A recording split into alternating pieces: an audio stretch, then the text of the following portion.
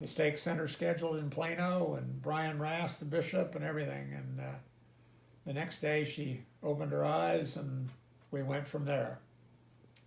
And to make it all short and not to get into all the detail, she went through it for then another 7 years.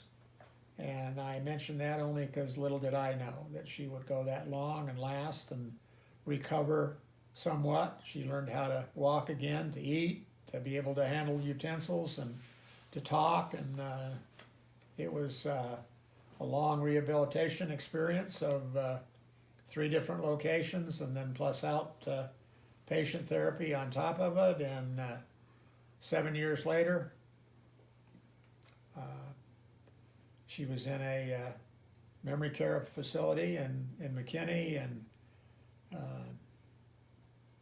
I put her in February of 2016 because I couldn't do it anymore. I'd run out of strength and run out of spirit to do it, I guess. I don't know. I was just very, very tired. It makes you tired.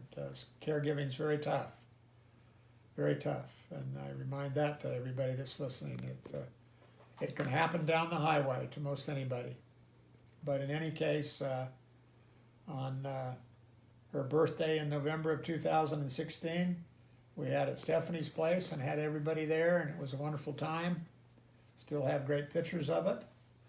And then Thanksgiving of 2016, we had out here in Winnsboro, and she loved every minute of that. And she and I drove out together, and I drove her back that night, and we had a wonderful evening together. I tear up with this only because I won't ever forget it. She was very alert, and I told her how much I loved her, and we held hands a little bit while I drove with one hand, and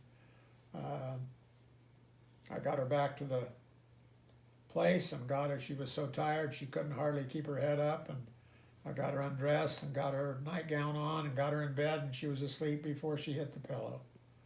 I kissed her goodnight and told her I loved her, and left that night. And in the middle of the night, I got the calls the next morning that she had fallen and hit her face, and she had a broken jaw and a broken nose and a broken eye socket.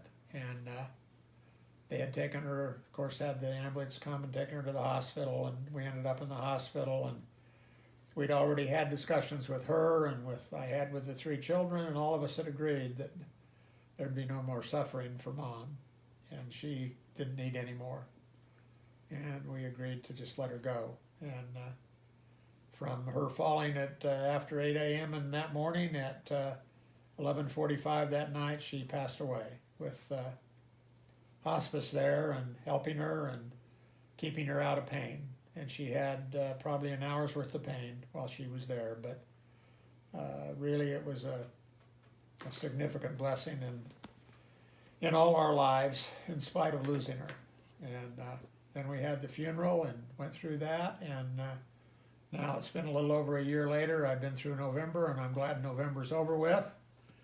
And we're going to be coming up, as I say this, up on Christmas in 2017, and I will miss her. I miss her today when I drove out to Winnsboro to finish this recording of my life, and I spend a lot of time talking about Irene here, and I probably need to just leave it at that. I love her, and I think about her every day, and it's been a wonderful marriage, and it couldn't have ended all over everything any better. But let me speak to some others at the same time. I think of my parents, my mom and dad, and who they were and what I was and what happened. And, you know, I want you to know that parents try their best, no matter who they are, no matter what they are. Everybody has their own little idiosyncrasies. And my dad loved to play golf and hunt ducks and fish and do all the things that didn't involve families much. But that was a lot of how my dad was. But he genuinely loved his family. He just didn't express it very well. And I had to learn how to do that.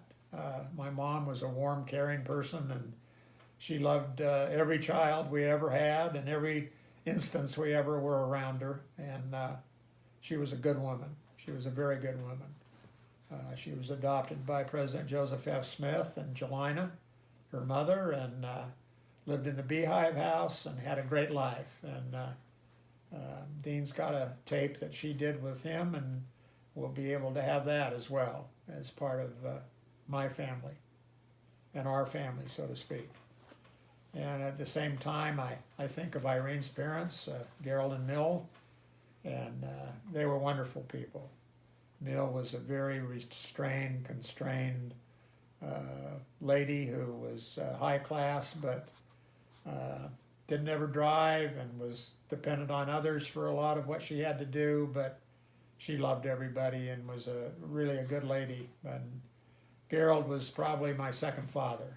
We had a very good relationship in spite of me not doing a very good job as a son-in-law. But we loved to do the same things, talk about the same things, and in some ways behave in the same manner. He liked the fast life a little bit himself, and I don't mean that as a bad way. I mean it in terms of playing golf and being out among people. And he was a politician, and he was a terrific grandfather to Dean. He took care of him during the summers up at Crow Creek, and that was another place we spent some time at and loved. And they still have some, the family still has some property there, the Crow Creek Ranch, and they did some other things in Thane, Wyoming that Harold primarily was involved with, and not so much the rest of them. But in any case, he was a great man and loved his family dearly, and I enjoyed them as well. And I say that because all of that I put together as making up me and my wife and my children and their spouses as people came on board and got to know them as well. So it's been a terrific life. I could complain about areas, but generally I was causing them. So I guess they were my fault. I think for the most part it's been a great experience, and I leave it with you to consider as what I did. And I would suggest that each of you be sure and stay close to the church. If you're not there now, try and get there. Do things that are going to help you to get there. Do things that are going to have the light of Christ, as I mentioned already.